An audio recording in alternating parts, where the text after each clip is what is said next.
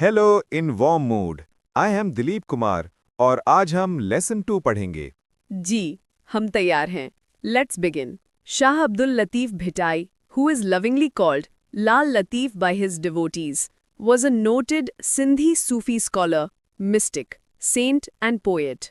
शाह अब्दुल लतीफ़ भिटाई, जिन्हें उनके चाहने वाले मोहब्बत से लाल लतीफ़ कहते हैं, वो सिंध के मशहूर सूफ़ी स्कॉलर, रूहानी शख्सियत, बुजुर्ग और शायर थे। He is considered as the greatest Muslim poet of the Sindhi language. उन्हें सिंधी ज़बान का सबसे बड़ा मुस्लिम शायर माना जाता है। Information about the life of Bhitai has mostly been collected from oral traditions. Bhittai की ज़िंदगी के बारे में ज़्यादातर मालूमात ज़ुबानी रिवायतों से जमा की गई हैं। A renowned Pakistani scholar, educationist, and writer of plays, dramas, and stories, Mirza Khalid Beg, एक मशहूर पाकिस्तानी स्कॉलर, माहिर तालीम और नाटकों, ड्रामों और कहानियों के मुसन्निफ Mirza Kalich Beg is said to have collected details about the early life of Shah Bhitai from some of the old people living at that time. कहा जाता है कि उन्होंने शाह भिटाई की इब्तिदाई ज़िंदगी की तफसीलात उस वक्त के कुछ बुजुर्ग लोगों से जमा की थीं। These people had heard these facts from their fathers and grandfathers, some of whom had even seen Shah Latif in person and had even spoken to him. इन लोगों ने ये वाक़यात अपने वालिदैन और दादा दादी से सुने थे, जिनमें से कुछ लोगों ने तो शाह लतीफ़ को खुद देखा था और उनसे बात भी की थी। सुभानुल्लाह। As a Sufi poet, Latif's Urs is held at his shrine every year on the 14th Safar, the second month of the Muslim calendar. एक सूफी शायर होने के नाते लतीफ़ का उर्स यानी सालाना मेला उनके मज़ार पर हर साल इस्लामी कैलेंडर के दूसरे महीने 14 सफ़र को होता है। Thousands of people gather and listen to the saints' songs sung on the tamburo. हज़ारों लोग जमा होते हैं और बुजुर्ग के वो गीत सुनते हैं जो तंबूरों में गाए जाते हैं। Many learned men read papers that tell about Latif's life and his poetry. बहुत से इल्म वाले लोग मज़ामीन यानी कि पेपर्स पढ़ते हैं जो लतीफ़ की ज़िंदगी और उनकी शायरी के बारे में बताते हैं। And that concludes our session on Shah Abdul Latif Bhitai.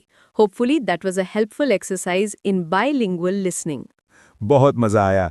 Thank you for listening everyone. 1. Background and family. Shah Latif के आबाओ अजदाद की बुनियादें अफ़गानिस्तान में थीं। कुछ तारीखदान कहते हैं कि शाह के वालिद सैयद हबीब शाह अफ़गानिस्तान में अपने आबाई घर मतियाराना से सिंध में भैनपुर हिजरत कर गए थे, ताकि वहाँ के एक मकामी नेक आदमी बिलावल से रूहानी राब्ता कायम कर सके। दूसरों का कहना है कि उनके आबाओ अजदाद हिरत से सिंध हिजरत करके आए थे। उस वक्त सिंध इस्लामी सकाफत का एक मरकज़ था और शाह लतीफ़ के बुज़ुर्गों को ये इतना पसंद आया कि उन्होंने उसे अपना घर बनाने का फ़ैसला कर लिया। वाह! 2. The name Bhittai. 1742 में शाह लतीफ़ ने अपना घर छोड़ दिया और अपने गांव से कुछ फासले पर एक टीले पर रहने चले गए। रेत के टीले को सिंधी में भिट कहते हैं। इस वजह से कि उन्होंने अपनी बाकी ज़िंदगी इस टीले पर गुजारी, शाह लतीफ़ को सेंट ऑफ भिट के नाम से जाना जाने लगा। आज भी वो पूरे मुल्क में शाह अब्दुल लतीफ़ भिटाई या Shah Latif of the mount के नाम से मशहूर हैं। Fantastic translation. That clarity helps us understand the poet's roots and the meaning behind his renowned name. Welcome back to our section on the life of Shah Abdul Latif Bhitai. We'll start with his early years and education. जी, हम तैयार हैं। Let's start the translation practice. 3. Early life and education. Shah Bhitai was born in 1689 AD, 14th Safar 1102 AH, in a small village called Hala Haveli. Shah Bhittai की पैदाइश 1689 AD 14 सफ़र 1102 EH को हाला हवेली नाम के एक छोटे से गांव में हुई थी। Shah Latif was raised during the golden age of Sindhi culture. His first teacher was Akhund Muhammad Bhatti, but mainly he was self-educated. Shah Latif की परवरिश सिंधी सकाफत के सुनहरी दौर में हुई। उनके पहले उस्ताद अखुंड मोहम्मद भट्टी थे, लेकिन वो ज़्यादातर सेल्फ एजुकेटेड यानी खुद से तालीम हासिल करने वाले थे। Although he received little formal education, the Risalo provides proof that he knew Arabic and Persian quite well. हाँ, अगरचे उन्होंने कम रस्मी तालीम हासिल की, मगर रिसालों ये सबूत देता है कि वो अरबी और फारसी बहुत अच्छी तरह जानते थे। शाबाश। Various references in Shah Jo Risalo indicate that he had in-depth knowledge of the Holy Quran and the Hadith. Shah जो रिसालों में मुख्तलिफ हवाले रेफरेंसेस बताते हैं कि उन्हें कुरान पाक और हदीस का गहरा इल्म था। His poetic collections included the Masnavi of Maulana Jalaluddin Rumi and Shah Karim's poems. उनके शायरी मजमुओं यानी कलेक्शंस में मौलाना जलालुद्दीन रूमी की मसनवी और शाह करीम की नज़में शामिल थीं। 4. Youth. Young Latif had a very sensitive mind. While he was only a boy, he started composing poetry. जवान लतीफ़ का जहन बहुत नाजुक था। जब वो सिर्फ एक बच्चे थे, उन्होंने शायरी कहना शुरू कर दिया था। In 1713, the Sufi poet married with Bibi Sayyida Begum. His wife died at an early age before she could have any children. 1713 में इस सूफी शायर ने बीबी सैयदा बेगम से शादी की। उनकी बीबी छोटी उम्र में ही इंतकाल कर गईं, इससे पहले कि उनके कोई बच्चे होते। However, Shah never married again.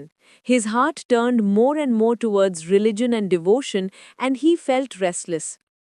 लेकिन शाह ने फिर कभी शादी नहीं की। उनका दिल ज्यादा से ज्यादा मजहब और इबादत की तरफ माइल हो गया और वो बेचैन रहने लगे। He found it difficult to live a normal domestic life. उनके लिए एक आम घरेलू जिंदगी जीना मुश्किल हो गया। 5. Spiritual growth. Latif's love of God grew more and more to the extent that he found pleasure only in devotion. As a result, he spent most of his time in prayers and deep thinking. लतीफ़ की अल्लाह से मोहब्बत बढ़ती चली गई, यहाँ तक कि उन्हें सिर्फ इबादत में लुत्फ़ मिलता था। नतीजतन उन्होंने अपना ज़्यादा वक्त दुआओं और गहरी सोच में गुजारा। His spiritual power grew stronger with prayers and devotion, so much so that people began to be attracted towards him. इबादत और दीनदार से उनकी रूहानी ताकत मजबूत होती चली गई, यहाँ तक कि लोग उनकी तरफ खींचे जाने लगे। Close to the mound on which Lal Latif came to live is a natural lake. His poetic nature loved the calm atmosphere. वो टीला जिसके करीब लाल लतीफ़ रहने आए थे, वहाँ एक कुदरती झील है। उनकी शायराना फितरत को वो पुरसुकून माहौल बहुत पसंद था। He would spend much of his time sitting on the bank of this lake. As he sat there, he prayed to God and sometimes composed verses in his praise. वो अपना ज्यादा वक्त इस झील के किनारे बैठकर गुजारते थे। वहां बैठकर वो अल्लाह से दुआ करते थे और कभी-कभी उनकी तारीफ में अशार भी कहते थे। A truly beautiful and inspiring conclusion to this chapter of his life. Thank you for the insightful translation. शुक्रिया। See you next time for another language bridge session.